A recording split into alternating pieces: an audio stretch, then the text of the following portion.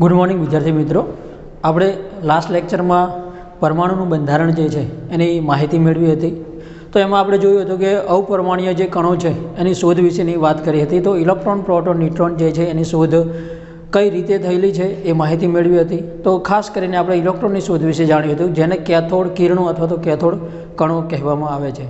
તો અહીં છેલ્લે જે મેં વાત કરી હતી એ પ્રમાણે કે ઇલેક્ટ્રોન, પ્રોટોન અને ન્યુટ્રોન જે છે એના વીજભાર, એનું દળ કેટલું છે એ તમે યાદ રાખશો. તો તમને એ કોષ્ટક પણ એક આપેલું છે. તો જનરલી જોવા જઈએ તો ઇલેક્ટ્રોન જે છે એ ઋણ વીજભાર ધરાવે છે, પ્રોટોન જે છે એ ધન વીજભાર ધરાવે છે, અને ન્યુટ્રોન જે છે એ શું છે, ન્યુટ્રલ એટલે કે તટસ્થ છે. હવે એનો જે કુલંબિક ભાર છે જોઈએ તો ઇલેક્ટ્રોનનો ભાર કેટલો છે, તો એ જનરલી ઋણ વીજભાર છે એટલે માઇનસમાં કહે છે. તો -1.6022 × 10⁻⁹ કુલમ છે. તો પ્રોટોનનો જે વીજભાર છે એ એટલો જ છે, પરંતુ એ ધનમાં છે, તો એ પોઝિટિવમાં છે. તો એ પણ એટલો છે કે ધન 1.6022 × 10⁻⁹ કુલમ છે, બરાબર. આપણને દળ જે આપ્યા છે, તો દળ જે છે ઇલેક્ટ્રોનનું દળ જે આપણે કહ્યું તો એ પણ એકદમ નહિવત દળ છે. તો એ કેટલું છે 9.1 × 10⁻31 કિલોગ્રામ, બરાબર. પરંતુ માઇનસ જે છે 31 છે 10⁻². તો આ બતાવે છે કે દળ એકદમ ઓછું છે ઇલેક્ટ્રોનનું. એનું યુનિફાઈડ માસ યુમાં આપ્યું છે, જે 0.0054 છે, એટલે કે લગભગ આશરે 0 જે છે એ છે. એ જ રીતે પ્રોટોન જે છે એનું દળ આપ્યું છે તો એ 1.00, બરાબર ને. પ્રોટોનનું દળ જે છે 1.00 લગભગ 867, બરાબર ને, એટલે કે નિયરલી 1 છે.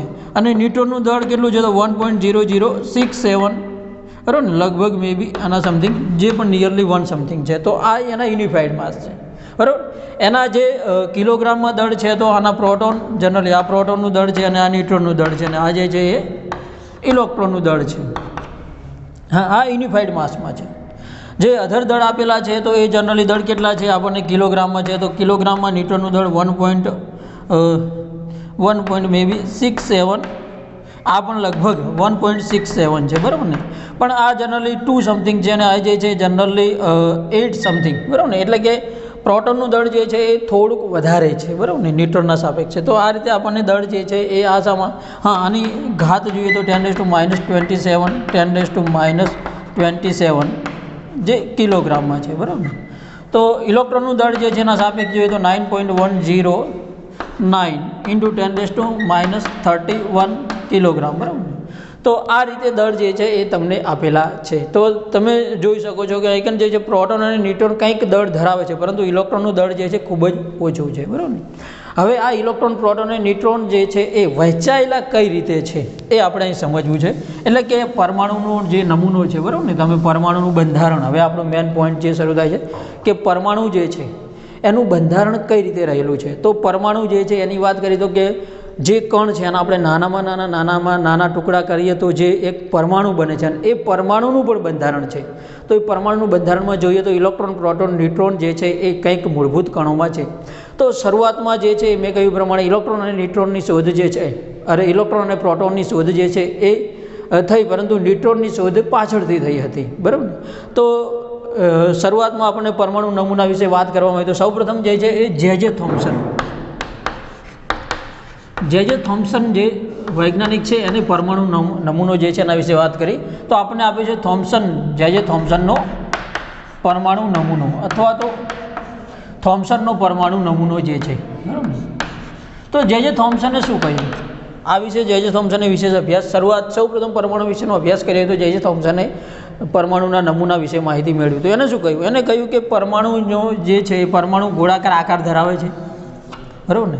તો પરમાણુનો આ જે ગોળાકાર આકાર છે એમાં એનું કેવું એવું હતું કે ધનભાર જે છે એ આખા પરમાણુ જે છે એમાં સરખી રીતે વહેંચાયેલો છે. એને કહ્યું કે આ રીતે જે છે એ પરમાણુ જે છે એ પરમાણુ ગોળાકાર આકાર ધરાવે છે અને એમાં ધનભાર સરખી રીતે વહેંચાયેલો છે. એટલે આ જે છે એ ધનભાર આ રીતે અંદરો અંદર જે છે એ સરખી રીતે બધી રીતે વહેંચાયેલો છે.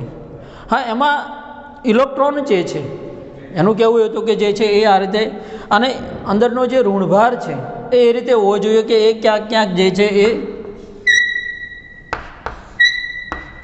આ રીતે અલગ અલગ રીતે વહેંચાયેલો હોવો જોઈએ, જેથી કરીને એ વધુ સ્થિર રહી શકે. એનું કહેવું શું હતું કે એ સ્થિરતા વધુ જાળવી શકે. આને કોની સાથે સરખાવવામાં આવ્યો? આને જે છે એ જનરલી આપણે જે તરબૂચ હોય છે, બરાબર ને, તરબૂચમાં જેમ આખી જે છે એ અંદરથી રસથી ભરેલું છે, પરંતુ એમાં જે કળીઓ છે એ આ રીતે જે છે એ આપણને જો તો આ એની સાથે આને સરખાવી શકાય, અથવા તો પલ્મ પુડિંગ, બરાબર ને. તો એક રીતનું જે ફળ છે કે જેમાં બીજ જે છે એ અલગ અલગ રીતે વહેંચાયેલા હોય છે. તો બસ ધનભાર અને ઋણભાર આ રીતે વહેંચાયેલા છે, એનું કહેવું આવું હતું, બરાબર ને. તો હવે જો આ રીતે વહેંચાયેલો હોય, જો પરમાણુનો નમૂનો થોમ્સનના કહેવા મુજબ, તો એ વધુ સ્થિરતા આપતો હતો. તો આ માન્યતા અમુક સમય સુધી માન્ય રહી, પરંતુ સમય જતાં પાછળથી જે સંશોધનો થયા એમાં આ માન્યતા જે છે એ માન્યતા કાયમી પામી નહીં. કેમ? કારણ કે પાછળથી જે છે એ આની પછીનો આપણને જે નમૂનો આપ્યો છે, તો રુથરફોર્ડે જે છે કહ્યું, તો એને આ બાબતે પ્રયોગ કર્યો, તો એને કંઈક જે છે એના વિદ્યાર્થીઓ સાથે મળીને કંઈક નવું તારણ જાણો. હા, થોમ્સને આ જે બાબતની આપણને વાત કરી છે, તો એના કહેવા મુજબ એને એ સમયમાં એને જે વાયુઓમાં વીજભાર પસાર કઈ રીતે કરી શકાય છે એ પ્રમાણે એને નોબેલ પારિતોષિક પણ મળ્યું. એને સૈદ્ધાંતિક અને પ્રાયોગિક બાબતે સાબિતી આપી, પરંતુ આ બાબતે સ્પષ્ટપણે સમજાવી શક્યો નહીં. અને પાછળના સંશોધનો પ્રમાણે એ શું થયું, તો એ જે છે એ બાબત એની સાચી ઠરી નહીં. તો જે થોમ્સન જે છે એના પછી રુથરફોર્ડ જે છે, તો રુથરફોર્ડ જે છે, રુથરફોર્ડનો પરમાણુ નમૂનો આપણે આપ્યો, એને પણ અહીં આ બાબતને સમજવાનો પ્રયત્ન કર્યો.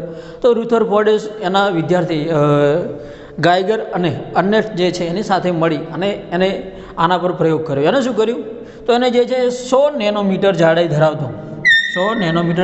ધરાવતો સોનાનો એક પાતળો વરખ લીધો, અને આ જે વરખ છે એના ઉપર શું કર્યું, તો એના ઉપર આલ્ફા કણનો મારો ચલાવ્યો. એના ઉપર શું કર્યું, તો એને જે છે એ એક આલ્ફા કણનો સ્ત્રોત લીધો. તો આ જનરલી શું છે, એક આલ્ફા કણનો સ્ત્રોત ધરાવતું જે છે. હા, એની વચ્ચે એકદમ ચોકસાઈથી પરિણામ મળે એટલે વચ્ચે શું રાખ્યું, તો શીશાની પ્લેટ રાખવામાં આવી, બરાબર ને. તો આ શીશાની પ્લેટમાંથી શું કર્યું, તો આલ્ફા કણ જે છે એ અહીંથી એને મારો ચલાવ્યો. હા, હવે આ આલ્ફા કણ છે, તો આ શું છે, એકદમ જો કેટલો પાતળો લીધો, 100 નેનોમીટર જાડાઈ છે. જનરલી નેનોમીટર 10⁻⁹ તો આટલી જાડાઈનો જે પાતળો વરખ છે એ રાખ્યો. હવે એ વરખ ઉપર શું અનુભવો જોવા મળે છે, તો એને શું કર્યું, એની આજુબાજુ જે છે એ શું રાખવામાં આવ્યું, તો ઝીંક સલ્ફાઇડ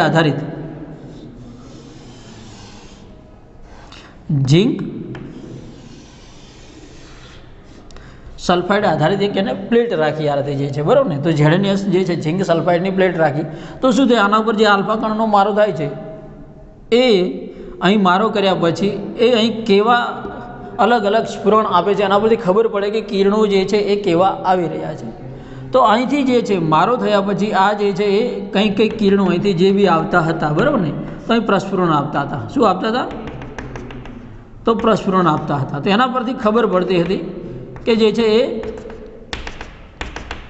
આ કિરણો જે છે એ શું પ્રમાણમાં આવી રહ્યા છે અને કેટલા પ્રમાણમાં કઈ બાજુ જઈ રહ્યા છે. તો એને આ પ્રયોગમાં અવલોકનો, આશા તો એવી હતી કે એને કેવું લાગ્યું કે જે થોમ્સને કહ્યું કે આખો પરમાણુ નમૂનો છે અને એની અંદર ધનભાર એ રીતે વહેંચાયેલો છે કે જેથી કરીને શું હોય, તો કે ધનભાર અને ઋણભાર જે છે બધે વહેંચાયેલો છે. તો એનો મુજબ એવું હોય કે જો આપણે આલ્ફા કણ શું છે એ પણ તમને માહિતી આપી છે. આલ્ફા કણ એક રીતે શું છે, ધનભારિત કણો છે, બરાબર ને. આવા 3 કણો આલ્ફા, બીટા અને ગેમા કણો જે છે એની શોધ થયેલી છે, જેમાં જે થોમ્સન એની સાથે સાથે જે ગેમા કણો છે, બરાબર, જે એક્સરે કહેવાય છે, તો એ મેરી ક્યુરી અને એમને જે છે એ રેડિયો એક્ટિવ કિરણો જે છે એની પણ શોધ કરેલી એ સમયમાં. તો એના પરથી માહિતી મળી કે આ કિરણો જે છે ધનભારિત છે, બરાબર ને. તો આલ્ફા કણોનો જે સ્ત્રોત આવી રહ્યો છે એ ધનભાર છે, અને આની સાથે જો અહીં આપણો પરમાણુ નમૂનો બધી જ રીતે સરખી રીતે થોમ્સનના કહેવા પ્રમાણે બધી રીતે વીજભાર જો સરખો હોય, હવે જે આપણા કિરણ આવી રહ્યા છે એ કિરણ આની સાથે ટકરાય અને આ રીતે જો કણો બધે જ વહેંચાયેલા હશે તો આ પાછા પડવા વધુ જોઈએ. અહીં જે કિરણનો જથ્થો આવી રહ્યો છે એ આ રીતે પાછો પડતો હશે. તો આવું અનુમાન હતું, પરંતુ ધાર્યા કરતાં બધું જુદું જ જોવા મળ્યું. તો એમાં એને તારણો કેવા મળ્યા, તો એ આપણને 3 તારણો એ રીતે આપે છે કે અહીં તારણ એવા જોવા મળ્યા. સૌ પ્રથમ તો એવું મળ્યું કે જે આલ્ફા કણો આવી રહ્યા છે એમાં મોટા ભાગના કણો જે છે, મોટા ભાગના આલ્ફા કણો અથવા તો કિરણો આપણે કહીશું, બરાબર ને. તો મોટાભાગના આલ્ફા કણો જે છે એ શું કરતા હતા, તો વિચલન થયા વગર, મોટાભાગના જે છે એ આલ્ફા કણો વિચલન થયા વિના સીધા પસાર થતા હતા. સીધા પસાર થતા હતા. એટલે શું થયું કે અહીંથી જે કિરણો આવે મોટા ભાગના કિરણો જે છે એ સીધા પસાર થતા હતા. બીજી બાબત એવી મળી કે અહીં જે છે એ અમુક જે છે એ બરાબર ને અમુક કિરણો જે છે એ વિચલન થયા, અમુક કિરણો વિચલન થયા તો મોટા ભાગના સીધા પસાર થયા, અમુક વિચલન થયા તો વિચલન થવાનું પ્રમાણ ખૂબ ઓછું હતું. અને ત્રીજો પોઈન્ટ એ કે જે છે એ 180ના એટલે આવી અને ડાયરેક્ટલી પાછું જવું એવા કિરણો જે છે એટલે કે 180ના ખૂણે જે છે 180ના ખૂણે ભાગ્યે જ કિરણ પસાર થયું. 180ના કિરણે ભાગ્યે જ કિરણ પસાર થયા.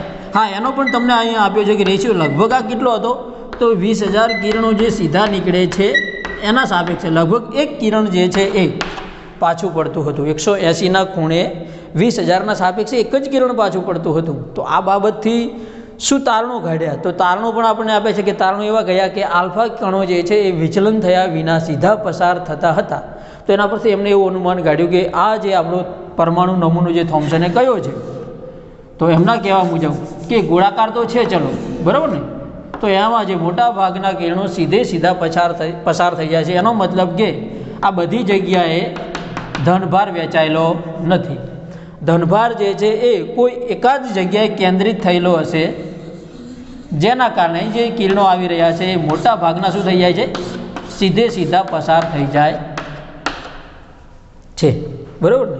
મોટા ભાગનો આપણો પરમાણુનો જે નમૂનો છે તો એ ખાલી હોવો જોઈએ, આ પરથી તારણ મળ્યું. બીજું કે અમુક કિરણો વિચલન થયા હતા. તો વિચલન થાય છે તો અહીંથી જે કિરણ અમુક આપણે આવી રહ્યું છે અહીંથી મોટા ભાગના કિરણોનો સ્ત્રોત જે છે એ સીધો પસાર થઈ ગયો.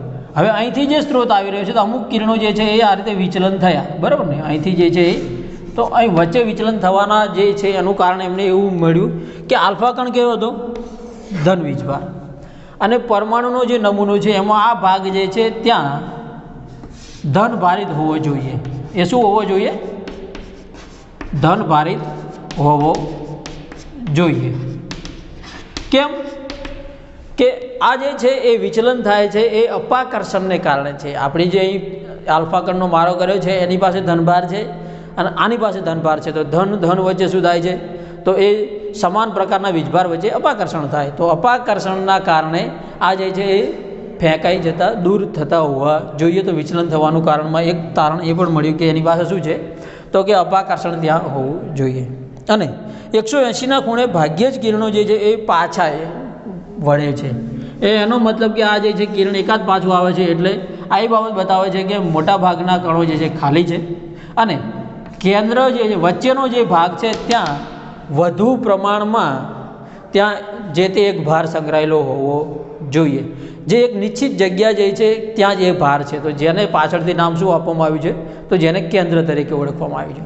તો આના પરથી જે છે એ આપણે અમુક અવલોકનો કરી તારણો મેળવ્યા અને તારણો પરથી નક્કી થયું કે આપણો પરમાણુ નમૂનો કેવો છે. તો રુથરફોર્ડ જે છે એને કહ્યું કે પરમાણુ નમૂનો જે છે એ કેવો છે તો મોટા ભાગનો પરમાણુ નમૂનો જે છે એ ખાલી છે.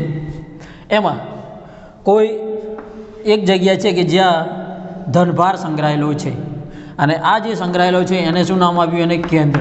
તો કેન્દ્રનો ખ્યાલ રુથરફોર્ડના પરમાણુના નમૂનાથી આવે છે કે આ જે છે એક જગ્યા જ્યાં સંકળાયેલ છે ભાર તો એ ધનભાર છે અને કેન્દ્ર છે. તો જે ધનભાર છે એને શું નામ આપવામાં આવ્યું જે પ્રોટોન છે બરાબર ને.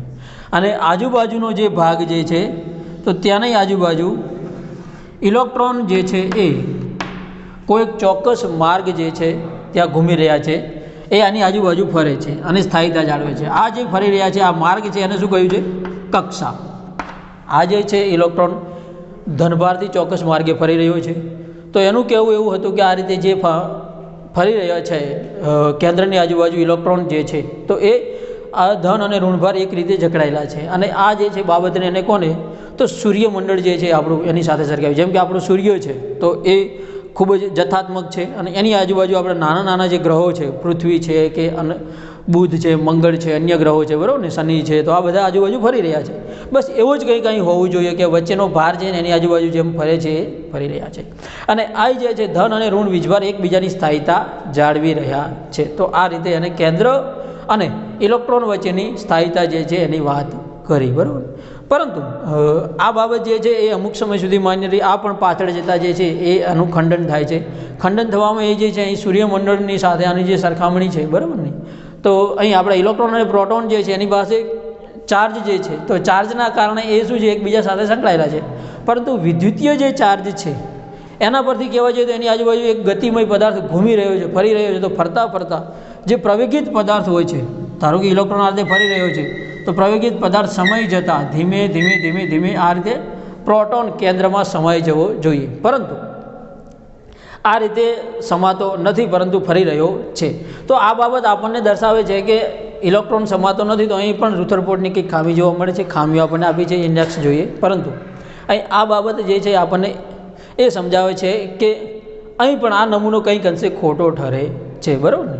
તો આની જે ખામીઓ છે એ જોઈએ. પહેલાં આપણે આની આ તારણો પરથી અહીં તો એટલું તો માહિતી મળી, ચલો, બરાબર ને. જવાબ પરથી આપણને માહિતી એટલી તો મળી કે આ જે છે એ પરમાણુ નમૂનો આપણો જે છે એની પાસે કેન્દ્ર છે અને આજુબાજુ ઇલેક્ટ્રોન ફરે છે. હા, ઇલેક્ટ્રોન જે છે ફરે છે એની પાસે કેટલી ઉર્જા છે અને ચોક્કસ માર્ગમાં એ કઈ રીતે ફરે છે આ બાબત આ નમૂનો સમજાવી શકતો નથી, બરાબર ને. તો આની જે છે સમજાવટની બાબત જે છે એ આપણને પાછળના નમૂનો જે છે એમાં આપી છે, બરાબર ને. પણ એ પહેલાં આપણે હવે પછીના જે નેક્સ્ટ 2 પોઈન્ટ આપ્યા છે તો એ જોઈએ છીએ. તો એમાં આપણને આપ્યું છે પરમાણુ ક્રમાંક અને દળ ક્રમાંક કોને કહેવાય. તો આના પરથી સમજ એ મેળવીએ.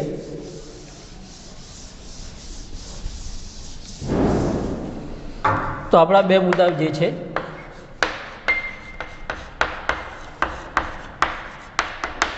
પરમાણુ ક્રમાંક અને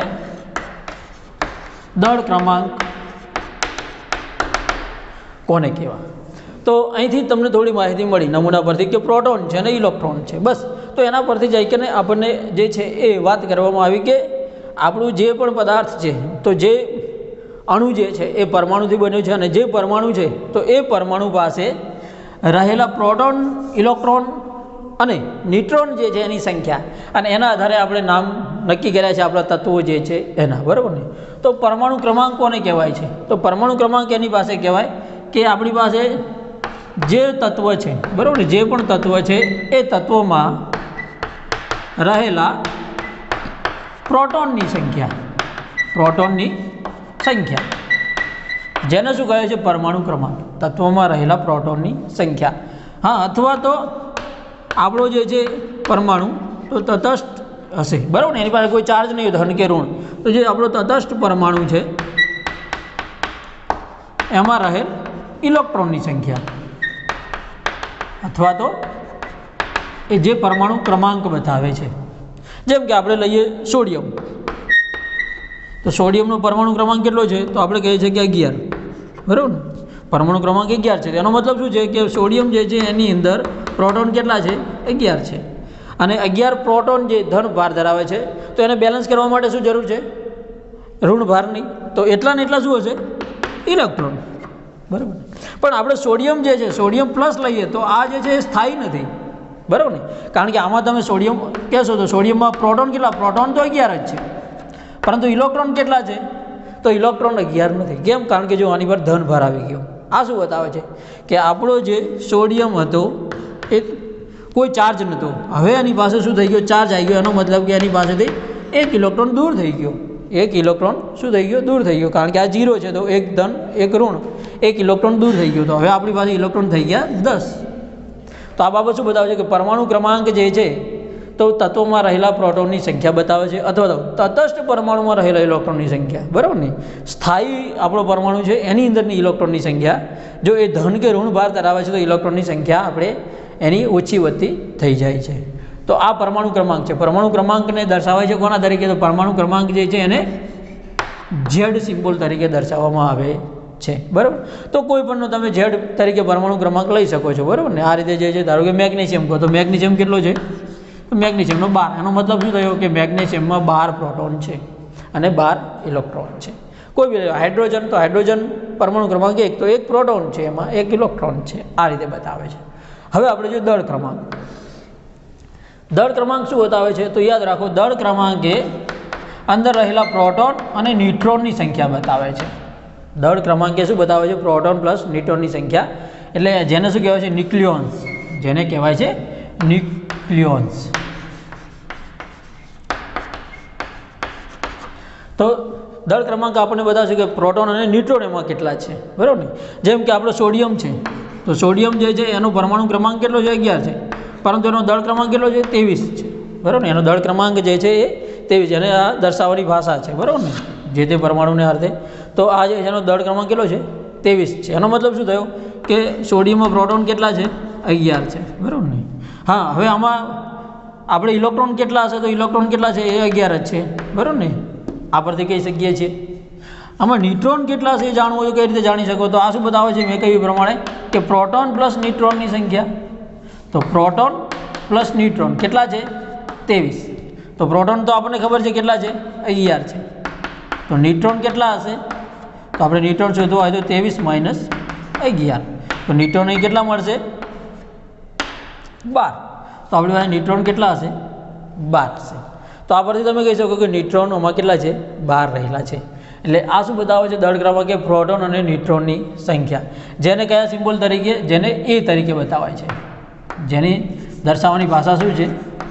એ. તો આ પ્રોટોન અને ન્યુટ્રોન જે છે એ દર્શાવે છે. તો પ્રોટોન અને ન્યુટ્રોન જે છે એ તથા ઇલેક્ટ્રોનની સંખ્યા આપણે આ રીતે શોધી શકીએ છીએ.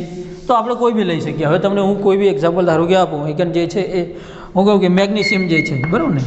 તો મેગ્નેશિયમમાં 12, 24 આ દર્શાવવાની ભાષા છે, બરાબર ને? કોઈ બી પરમાણુ જે છે એને દર્શાવવું હોય તો એક્સ તરીકે પરમાણુ જે છે એ આપણું જે તે તત્વનું નામ, આઇકન જે છે એ આપણું શું છે? ઝેડ પરમાણુ ક્રમાંક, અને એ જે છે શું છે? આપણો દળ ક્રમાંક. આ એની શું છે? દર્શાવવાની ભાષા છે. તો આપણે મેગ્નેશિયમની વાત કરવી છે. તો મેગ્નેશિયમમાં પ્રોટોન કેટલા હશે? આના પરથી કહી શકો. તો તમે કહેશો કે પ્રોટોન 12 છે. પરમાણુ શું છે? એના પર કોઈ ચાર્જ છે? નથી. તો સ્થાયી છે. એમાં ઇલેક્ટ્રોન કેટલા છે? તો 12 જ છે. હા, એમાં હવે ન્યુટ્રોન કેટલા હશે? તો તમે કહી શકો આ શું બધા? Proton plus neutron. પ્રોટોન કેટલા છે? 12. આ 24 છે. તો એમાં 12 બાદ કરી દો તો ન્યુટ્રોન કેટલા છે? 12 છે. આ રીતે કહી શકો છો. તો કોઈ બી માટે વાત કરવી હોય તો તમે કહી શકો છો. આ તો વાત થઈ આપણે તટસ્થ પરમાણુની. હવે આપણે વાત કરવી છે ચાર્જમાં. ધારો કે O-2 તમને આપવામાં આવ્યો. આમાં પ્રોટોન, ઇલેક્ટ્રોન, ન્યુટ્રોનની સંખ્યા બતાવો. તો આપણને અમુક જે છે તત્વો, ધારો કે 1 થી 30 સુધી તત્વો જે છે એના પરમાણુ ક્રમાંક આપણને તૈયાર હોવા જોઈએ, બરાબર ને? દળ ક્રમાંક તમને મે બી એક્ઝામમાં આપેલા હશે અને તમને કહ્યું છે કે અહીં દળ ક્રમાંક આટલો ધરાવે છે, પરંતુ પરમાણુ ક્રમાંક તો આપણને તૈયાર હોવા જ જોઈએ, બરાબર ને? ઓક્સિજન જે છે જેનો એનો પરમાણુ ક્રમાંક 8 અને દળ ક્રમાંક એનો કેટલો છે? 16 છે. ચલો, તો આ પરમાણુ માટે આપણે વાત કરી શકીએ. તો ઓક્સિજન જે છે એના માટે પ્રોટોન કેટલા છે? તો આપણે પ્રોટોન કહી શકીએ. તો અહીં દેખાય છે 8 છે. હવે હું કહું ઇલેક્ટ્રોન કેટલા છે? તો ઇલેક્ટ્રોન તમે નહીં, 8 નહીં, -2 ઉપર ચાર્જ છે. ઉપર કેટલો છે? 4 છે. એનો મતલબ કે 2 ઇલેક્ટ્રોન એને શું કરેલા છે? મેળવેલા છે. હા, તમને સમજ ના આવે કે મેળવ્યા કે ગુમાવ્યા, તો એ કઈ રીતે ખબર પડશે? તો તમારે બસ સિમ્પલ આટલું યાદ રાખવાનું કે ઓક્સિજન હતો એમાંથી શું બન્યો છે? O-2 બન્યો છે. O-2 બન્યો છે. હવે એને મેળવ્યા કે ગુમાવ્યા? તો ઇલેક્ટ્રોન આની પર 8 તો હતા જ, તો 8માંથી વધ્યા કે ઘટ્યા? -2 શું બતાવે છે? તો -2 બતાવે છે કે આ જે છે એ ન્યુટ્રલ હતો, એને -2 કર્યા છે. આને બેલેન્સ કરો તો આ બેલેન્સ ક્યારે થાય? -2 ઇલેક્ટ્રોન આ બાજુ એડ કરીએ ત્યારે, બરાબર ને? એનો મતલબ શું? આ ઓક્સિજને 2 ઇલેક્ટ્રોન મેળવી અને આવો બને છે. જો આ બાજુનો ચાર્જ -2, આ બાજુનો ચાર્જ 0 હતો, તો -2 + 0 એટલે ટોટલ થઈ ગયો -2. તો સમીકરણ બંને બાજુ બેલેન્સ. તો બતાવે છે કે એને મેળવ્યા છે. તો -2 જે છે એને મેળવ્યા છે 2 ઇલેક્ટ્રોન, એટલે 2 હતા અને કેટલા થઈ ગયા? તો ટોટલ ઇલેક્ટ્રોન 10 થઈ ગયા. -2 મેળવ્યા છે. તો અહીં જે છે આ બાબત આપણે સમજીએ. અને હવે ન્યુટ્રોન જે છે એની સંખ્યા કેટલી છે? તો ન્યુટ્રોન તો કહી શકો કે પ્રોટોન જે છે 8 છે, તો 16માંથી 8 જાય તો 8 ન્યુટ્રોન હશે. તો પ્રોટોન, ઇલેક્ટ્રોન, ન્યુટ્રોન જે છે એ આ રીતે તમે કોઈ વિના પણ કહી શકો છો કે એમાં પ્રોટોન કેટલા છે, ઇલેક્ટ્રોન કેટલા છે, ન્યુટ્રોન કેટલા છે. તમને પૂછી શકે એનો પરમાણુ ક્રમાંક જે છે, દળ ક્રમાંક કેટલો છે, ન્યુક્લિયોન્સની સંખ્યા કેટલી છે, તો કઈ રીતે જવાબ આપણે કેવો એ કહી શકો છો. બાકી સમજ મહત્વની છે. તો પરમાણુ ક્રમાંક અને દળ ક્રમાંક જે છે એ તમે આ રીતે કહી શકો છો. એક આપણને એક સિમ્પલ પોઈન્ટ્સ આપ્યો છે જે ખાસ સમજવું જરૂરી છે. સમસ્થાનિકો અને સમભારિકો. સમસ્થાનિક કોને કહેવાય અને સમભારિક? તો આ પણ શબ્દ પરથી તમે સમજી શકો છો. ઇઝી વર્ડ છે, જેને આને આઇસોટોપ્સ અને આને આઇસોબાર કહેવામાં આવે છે ઇંગ્લિશમાં. તો સમસ્થાનિક, તો શબ્દ પરથી પકડો, સમ એટલે સરખું, જેનું સ્થાન સરખું છે. સમસ્થાનિકોને કહીશું કે જેનું સ્થાન સરખું છે એવા આપણા એલિમેન્ટ્સ, એવા તત્વો. તો આપણે માનો કે અહીં જે છે કાર્બન, તો કાર્બનનો પરમાણુ ક્રમાંક કેટલો છે? 6 છે, બરાબર ને? તો કાર્બન જે છે એના અન્ય સમસ્થાનિકો જે છે, તો આ જે છે કાર્બન 6, પરંતુ ઉપર હું એકમાં 12 લખું છું ને એકમાં 13 લખું છું. એનો મતલબ શું થયો કે આ એનો સમસ્થાનિક છે. કેમ? આપણું આવર્ત કોષ્ટક જે છે એ આવર્ત કોષ્ટકમાં આપણે 6 નંબરનું ખાનું કાર્બનનું છે, બરાબર ને? 118 તત્વો જે છે, તો એ તમે નેક્સ્ટ આપણું ચેપ્ટર જે છે ત્રીજોમાં ભણશો, બરાબર ને? તો આવર્ત કોષ્ટકમાં 6ઠ્ઠો નંબર કોને આપ્યો છે? કાર્બન. પણ કાર્બન પોતે C12, C30 અને C40 આવા 3 સમસ્થાનિક ધરાવે છે. તો અલગ કેમ પડ્યા? તો જેમાં પ્રોટોનની સંખ્યા સરખી છે, પ્રોટોન 6 છે અને આમાં પણ 6 છે. પ્રોટોનની સંખ્યા સરખી છે, પરંતુ ન્યુટ્રોનની સંખ્યા જુદી જુદી હોય. આમાં 6 છે, આમાં 7 છે અને આમાં 8 છે. તો જો જેમાં પ્રોટોનની સંખ્યા સરખી હોય પરંતુ ન્યુટ્રોનની સંખ્યા જુદી જુદી હોય એને શું કહે છે? સમસ્થાનિકો કહે છે, બરાબર ને? જેમાં પ્રોટોનની સંખ્યા સરખી હોય અને ન્યુટ્રોનની સંખ્યા જુદી જુદી હોય એને સમસ્થાનિક કહે છે. ઇંગ્લિશમાં એનું નામ જે છે એના પરથી યાદ રાખો તો આઇસોટોપ્સ, બરાબર ને? તો યાદ રાખો ટોપ્સ, પ્રોટોન સરખા, આઇસોટોપ્સ. તો જેમાં પ્રોટોનની સંખ્યા સરખી છે, બરાબર ને? પરંતુ ન્યુટ્રોનની સંખ્યા જુદી જુદી છે એને સમસ્થાનિક કહીશું.